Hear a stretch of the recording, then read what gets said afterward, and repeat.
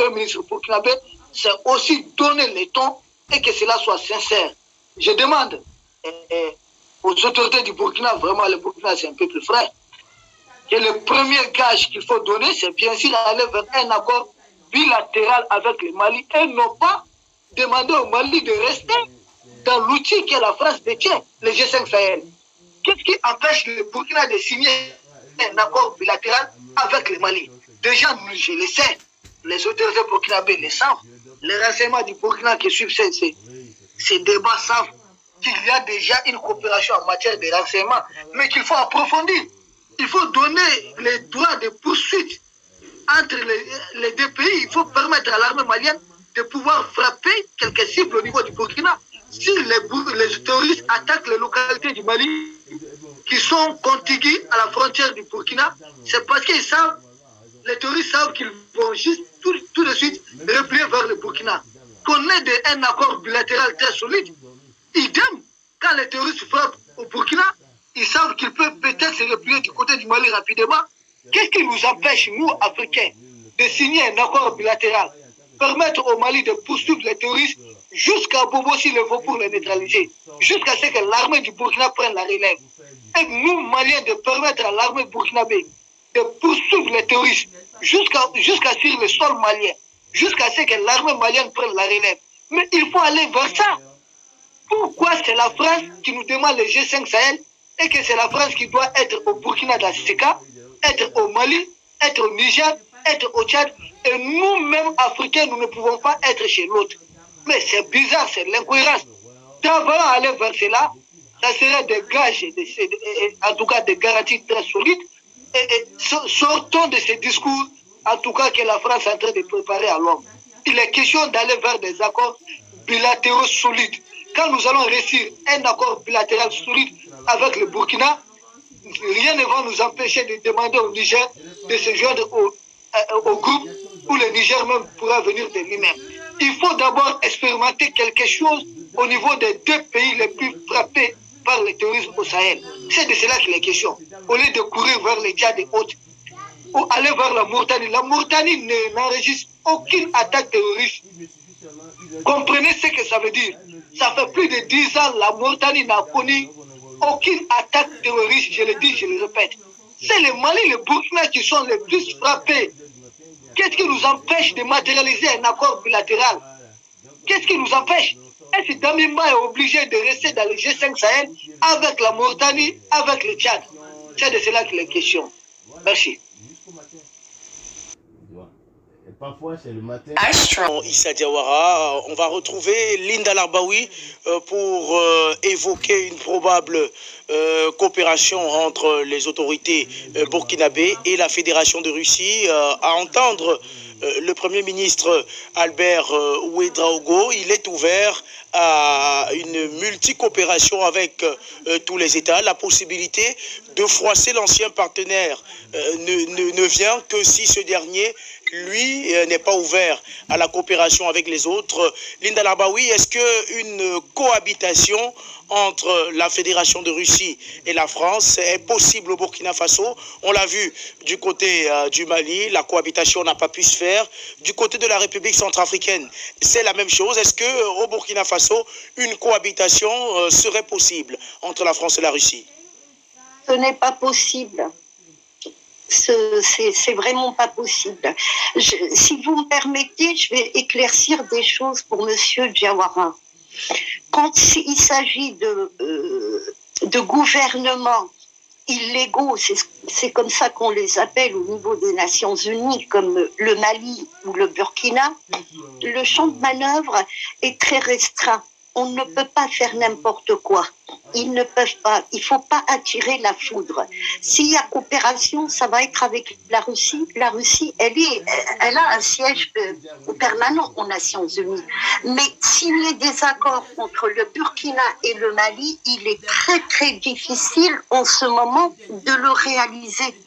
Vous pouvez me croire. Il y a non seulement il y a des pressions, mais il y a aussi le veto français. Donc, C'est pour ça que M. Tebboune, le président de l'Algérie, son dernière interview, il avait dit il faut que le Mali revienne à une situation normale.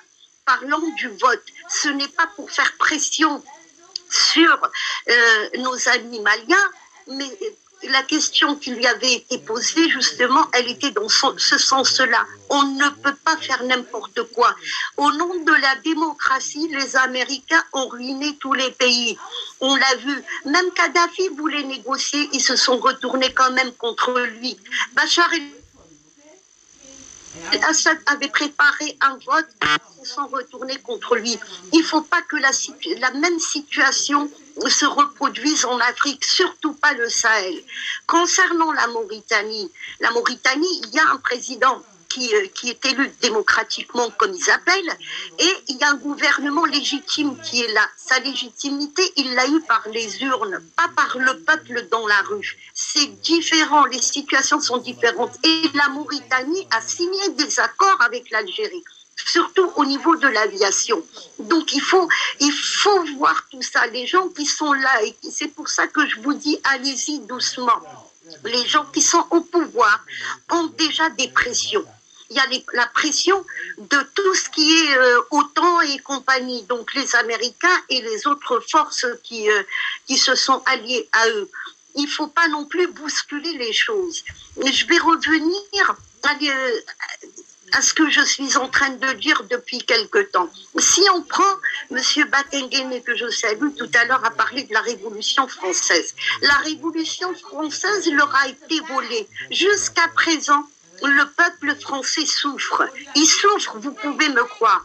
Et la preuve en est que si vous êtes le français lambda comme ça, vous ne pouvez pas venir en Afrique et vous installer et investir. Même les gens qui sont mariés avec des Africains ou des Africaines, ce n'est pas possible. Pourquoi?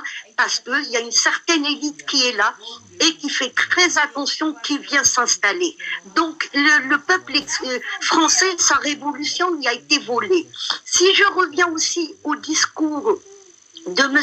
Poutine, le deuxième jour de cette opération spéciale, il est remonté à l'histoire de la Russie.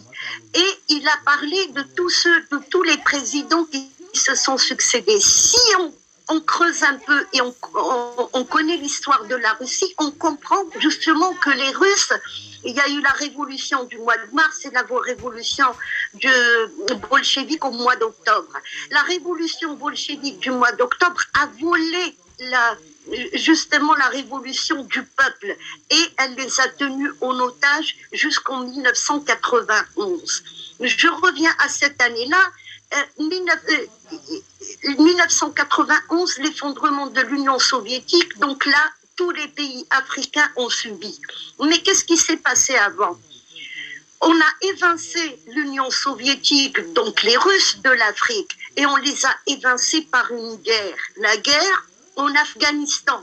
Aujourd'hui, les Russes et Poutine, quand il parle dans ce discours, il fait comprendre, il s'adresse à tout le monde, pas uniquement au peuple russe, mais il s'adresse aussi à l'OTAN et ceux qui ont ruiné l'Union soviétique.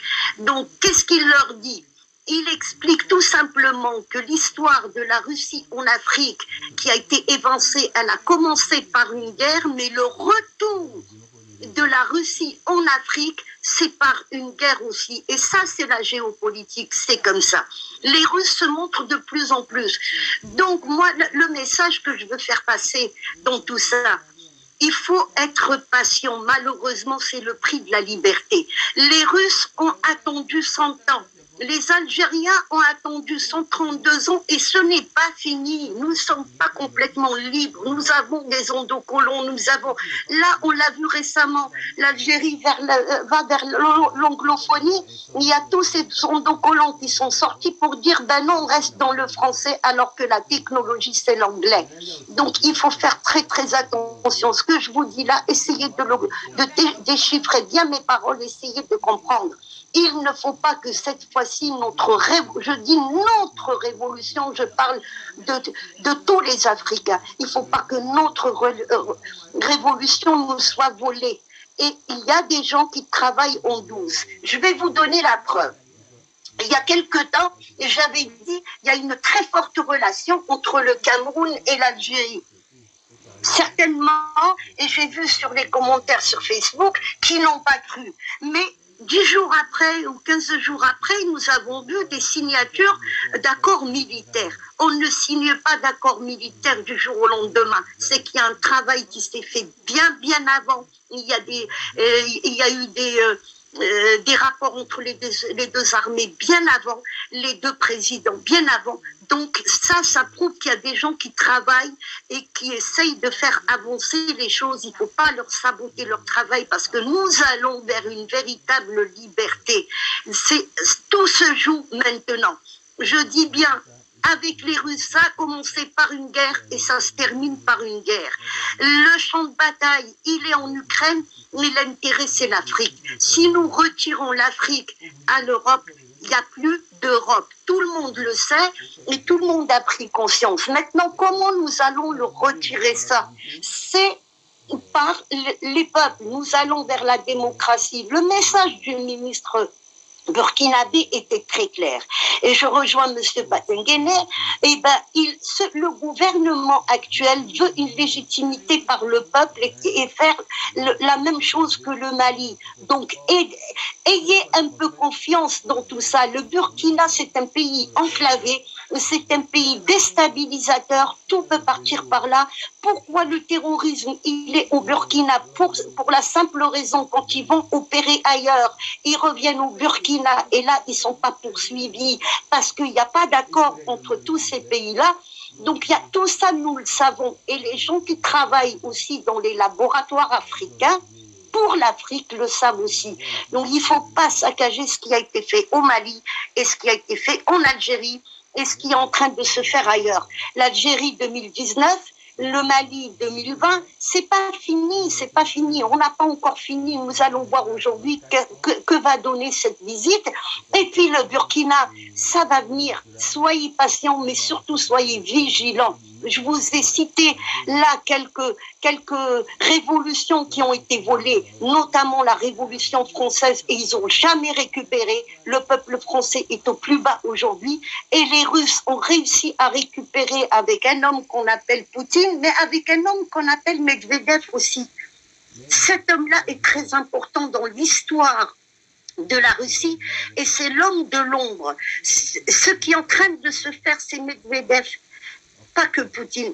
Donc, ayez confiance, sortez, manifestez, faites, tous les vendredis, comme nous avons fait, nous les Algériens, comme ont fait nos frères maliens, manifestez, donnez la légitimité pour aller vers des accords avec la Russie, mais sachez une chose, que tant qu'il n'y a pas un gouvernement et un président qui a été élu, le champ de manœuvre est très difficile, il est très restreint, donc il ne faut pas bousculer et il ne faut pas casser ce qui a été fait. Linda Larbaoui, on va reprendre la direction de Ouaga pour retrouver notre ami Nestor Podacé. Pour vous qui êtes donc au contact de cette jeunesse-là au quotidien, Nestor Podacé, est-ce que vous pensez que cette dernière est prête à s'armer d'un peu de patience pour pouvoir enfin sortir leur pays de toutes ces difficultés-là? Et oui, la jeunesse est prête à patienter, mais à une seule condition, que les autorités tiennent un langage de vérité avec la jeunesse. C'est tout ce que la jeunesse burkinabé veut aujourd'hui. Nous, on ne demande pas de nous partager de l'argent. Nous, on ne leur demande pas de nous partager du diamant, mais on veut le langage de vérité. Mais seulement le dialogue du sourd que Roch faisait avec nous, c'est ça qui a énervé beaucoup de jeunes gens. Et les jeunes gens n'ont plus confiance aux dirigeants parce que Roch a trahi l'insurrection populaire de 2014.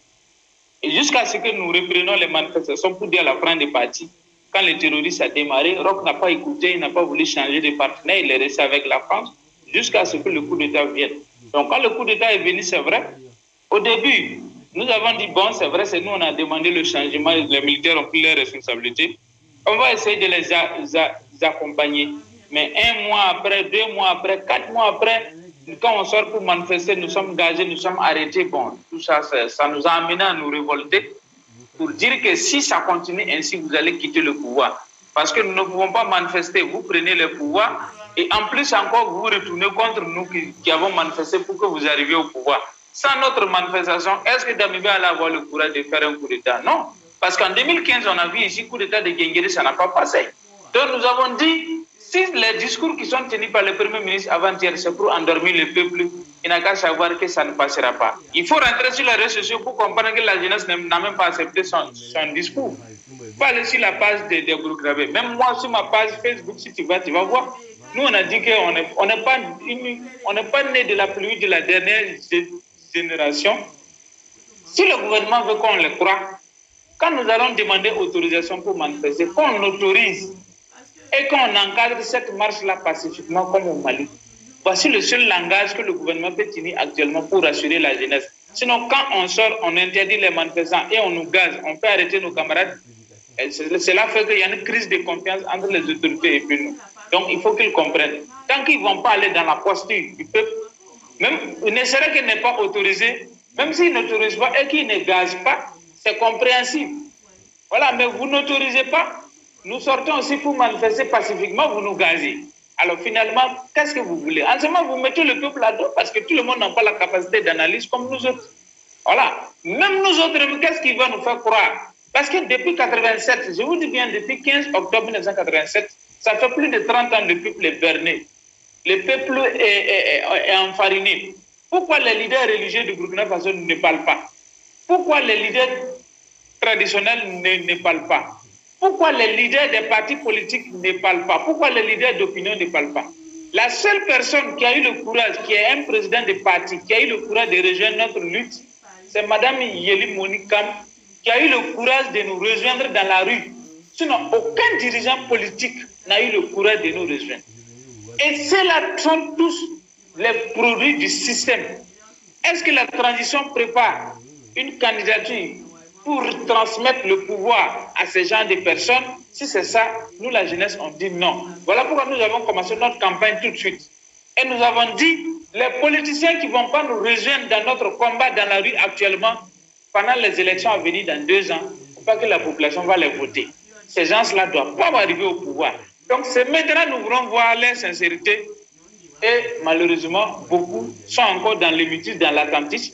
Parce que le jour que l'ambassadeur nous a insultés, c'était presque devant les présidents des partis politiques et des leaders religieux. Je me rappelle très bien, le responsable des religions catholiques était là, les responsables des musulmans étaient là, le président des partis politiques de Roch-Marc Christian Kaboré était là, le CDP de Blaise Compaoré était là, et les Ablasse Ouedraogo le faisaient autrement. Beaucoup de responsables, de leaders, et même soi-disant OSC. C'est ce que j'ai dit, ces OSC fantoches, lèche-bottes, qui sont financés par le réseau des Georges Soros, qui sont financés par l'Union européenne, qui sont financés par l'ambassade de France. C'est le même là que nous, on sort pour manifester, qui nous disent, ouais, vous vous trompez d'ennemis, le terrorisme au Burkina, c'est entre nous, et il ne faut pas en vouloir à la France. Mais actuellement, ils me connaissent. Moi, je pique mal. Quand tu me dis ça, je te ramasse en même temps. Même j'étais devant une autorité la fois dernière, et quand l'autorité me disait, oui, le problème terroriste c'est entre nous, je ne sais pas à quel moment je l'ai ramassé même avec des propos discourtois sans me rendre compte. Je dis, c'est parce que tu es autorité, sinon moi j'allais te gifler, puis on va parler d'abord. Je dis, si tu me dis que ce n'est pas la France qui est notre problème là, entre toi et moi dans le bureau là, je ne sais pas qui va courir et puis laisser qui est. Et il faut arrêter ces bêtises là. Dis à la France, si la France n'est pas notre problème, de prendre sa base militaire à Cambouensin ici, parce qu'on parle de 300 hommes, mais moi je ne crois pas. J'ai des frères qui sont militaires, ils sont plus que ça. La base militaire des Français qui est à Cambouensin, à Ouagadougou ici là, c'est une base qui est très grande. Et de soulever ça en menant en France, de fermer. Si maintenant les terroristes vont continuer, on va voir. Puisque les terroristes sont formés à Jacquesville, je précise très bien, ils sont formés à Jacquesville en Côte d'Ivoire. Et leur armement, leur ravitaillement passe par la Côte d'Ivoire. Ça rentre ici, Ouagadougou qui est le relais Cambouensin, et maintenant ça rentre maintenant en brousse pour ravitailler les terroristes. Donc, personne ne peut nous berner. Tant que cette base militaire est en Côte d'Ivoire, tant qu'une base militaire de la France est au Niger et au Burkina ici, le Sahel ne connaîtra jamais la paix à 100%. Donc, il faut que les bases militaires françaises quittent. Tant que ça, ce n'est pas fini entre nous et puis la France, on n'aura pas la paix. Parce que c'est eux les parrains des terroristes. Donc, ceux qui disent que le problème du terrorisme du Burkina, c'est entre nous Burkinabés, c'est pas la France, c'est des aliénés et c'est des intellectuels. Et c'est eux-mêmes qui sont complices du terrorisme parce qu'ils mangent dans le système, ils ne veulent pas que notre lutte aboutisse, parce que si notre lutte aboutit, ils ne vont pas gagner à manger. Et c'est eux qui cherchent à nous tuer. Vous voyez, non? Il y a un de nos activistes, avant-hier, sa voiture a été brûlée devant son domicile à Ouagadougou, Serge Bayala. Moi, par exemple, le 31 juillet, j'ai échappé à la mort de justice devant ma porte ici, à Bobo-Dioulasso. Alors, donc, vous comprenez que nous avons affaire à deux ennemis. Ennemi extérieur qui est la France et ennemi exogène qui est endogène, qui est les relais de la France-Afrique au Burkina Faso. Et ils sont partout dans tous les corps, que ce soit au niveau des porteurs, que ce soit au niveau des civils. Ils sont partout. Alors, donc, nous disons aux autorités d'aller vite, parce que le temps passe, plus de temps à perdre. Dire que c'est une transition, il y a une pression. Non, il n'y a pas une pression. Le Mali a subi combien de pressions, mais le peuple est resté soudé. C'est ça aussi. Kiba a été mis sur embargo pendant combien d'années? Mais Kiba est là. La Corée du Nord a été sous sanction. Mais c'est quand même vous êtes sanctionné, que vous êtes renfermé sur vous-même, que vous travaillez pour évoluer. Moi, j'étais au Mali pendant que le Mali était sous embargo. Issa Diawara peut témoigner pendant le mois de juin pour le forum d'investissement panafricain. Pendant qu'on dit le Mali est fermé, il y a embargo, on ne parle pas. Nous, les panafricains, nous sommes allés organiser le forum d'investissement panafricain. Et nous avons vu un peuple résilient, un peuple déterminé. Donc, nous n'avons pas peur de sanctions. Le peuple burkinabé est prêt. Que les autorités n'aient pas peur. Nous, on est prêts et on a des solutions. Nous avons de la matière grise dans la tête. C'est des situations exceptionnelles qu'on attend pour proposer des solutions exceptionnelles. Donc, nous n'avons pas peur. Si c'est ça qu'il a le courage d'avancer. Le peuple est prêt, le peuple est déterminé. Voilà, voici ce que je voulais dire. Maintenant, vouloir jouer au chat et aux souris, au jeu de cache-cache avec le peuple et avec les partenaires de l'extérieur, ça ne marche pas. Venez dire que la France, nous allons changer de partenaire et en même temps produire un discours pour dire au Mali de rejoindre les G5 Sahel, c'est incohérent. Nous, on n'aime pas ça. La jeunesse d'aujourd'hui ne veut pas ça. Nous voulons des dangers directs, nous voulons des démarches cohérentes, nous ne voulons plus de l'incohérence dans la gestion de l'État. Nous voulons de la cohérence totale. Pendant qu'on dit on veut prêter à la Russie, on va recevoir toujours des ordres au niveau d'Abidjan, on reçoit des conseils au niveau d'Abidjan, on est toujours coaché par l'ambassade de France qui tourne dans tous les ministères. On voit M. Luc aller dans tous les ministères à Ouaga ici, c'est pavaner comme il veut, aller même prendre des photos avec des citoyens burkinabés pour faire de la publicité, pour dire que l'ambassade de France est là, publier les nombres de milliards que l'ambassade de France injecte au Burkina Faso. Ça suffit. Il faut que ça s'arrête. Le Burkina n'est pas sous tutelle française. Nous sommes indépendants. Si nous sommes indépendants, il faut appliquer cette indépendance-là. Si ça coince, l'autorité doit venir dire le langage de vérité au peuple, tel que l'autorité malienne le faisait avec Choguel Maïga. Et maintenant, le peuple prend le relais. Le peuple dit, bon, voilà, c'est là, nous avons vu votre bonne foi, mais vous êtes limité, vous êtes bloqué parce qu'il y a tel empêchement. Laissez-nous faire ce combat-là. Mais tant que les autorités ne vont pas tenir le langage de vérité, c'est eux-mêmes qui seront balayés par la colère du peuple. Merci beaucoup.